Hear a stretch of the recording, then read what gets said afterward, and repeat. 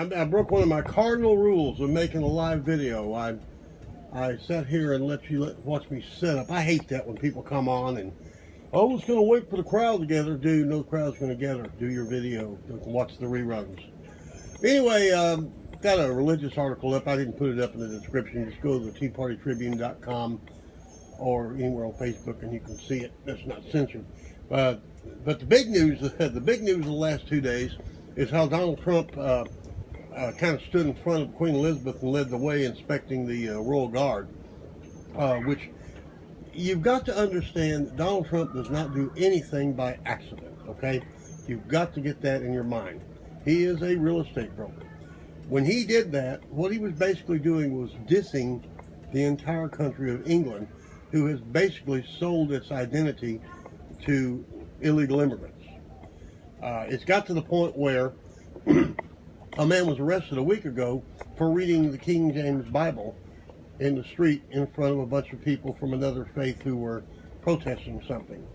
And my legal question is, if you understand English history, number one, the King James Bible, which when he was the King of England, and he was reading it, Queen Elizabeth is the head of the Anglican Church, which is the British church. How can she allow a native-born Englishman to be arrested for reading her Bible in public? Okay, that's how far. Let me show you something about illegal immigration. That's how far it can really go. To the point where, now, Queen Elizabeth has no real political power, but she has spiritual power over the church. And most certainly, if she'd have picked up the telephone and called the precinct chief down there in London or wherever it was and said, I think you ought to let that old boy go or I'm fixing to be mad, he'd probably been let go. Don't you think? Probably. But anyway, that was the big news. And now the president of South Africa has just got a new medal right here. A new medal he was awarded for kicking. Yeah, he's gonna kick all the white people out of South Africa. Yeah. See, what the white folk did down there in South Africa is basically what the white folk did here to the Indians.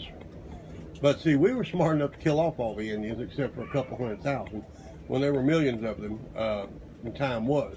We had to get them down to a manageable level, you know, and then we came along and invented the casino and then made adequate use of it.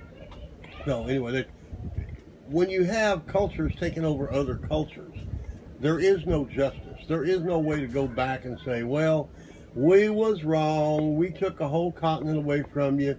Our bad. Here, you can have it back. It's never going to happen, dudes. It's never going to happen. Get a life, get a life, get a life.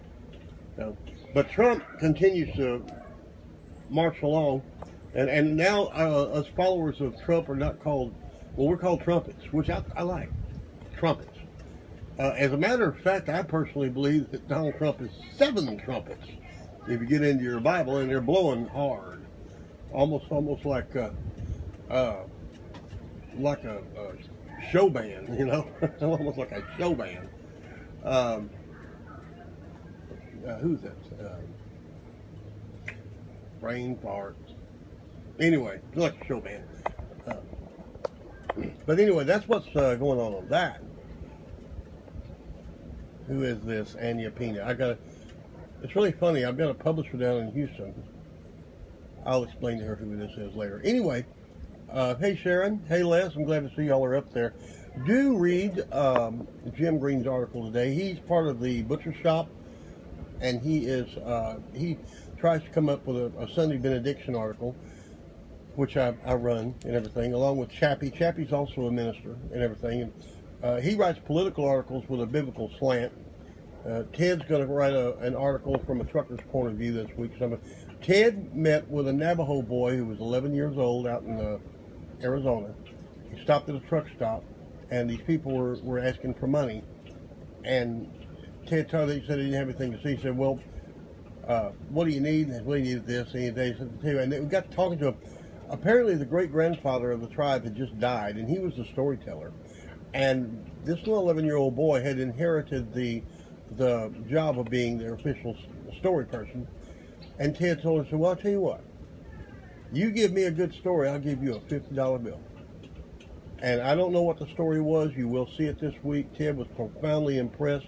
The young man got his $50, and I'm pretty sure you're going to like the story. Okay, it's going to be good. Other than that, I'm not going to get into my personal life here or anything because I don't have one. But I would just like to suffice to say that my family are a bunch of shits. Okay, and I have decided to live a little bit freer life, if you want to call it that, and everything, which not getting involved in all this bipolar psychedelic nonsense that I used to call a family, and go on, because I've got to keep this butcher shop thing going. It's actually taking off. It's actually doing good, and that's the most important thing. And all these nincompoops I'm related to can't understand that one day I'm going to die, maybe in 20 or 30 years. When I do, hopefully this company will be large enough and everything, it'll support everybody. Of course, they won't give me credit, because I'm just an old drunk, a simple old boy from Austin. But the fact of the matter is I do write a lot. I write a lot, okay? And I'm going to saturate the market with what I write, and then I'm going to go to my reward or disreward that my Mormon relatives are quite sure that they'll be in the seventh heaven, and I will be the one serving crumpets and everything, because I'll be the butler, but whatever. At any rate, and here comes one now. Don't come out here telling me who hit you in the head, because you deserved it. I didn't. I was playing with my iPad. Well, what happened with your iPad? Nothing. Them just started watering and killing. Oh, okay. Well, go in there. Tell them to stop. Okay, open the door, and I'll see. This is what I'm going through. Stop! Okay, they're Stop! Did I lie?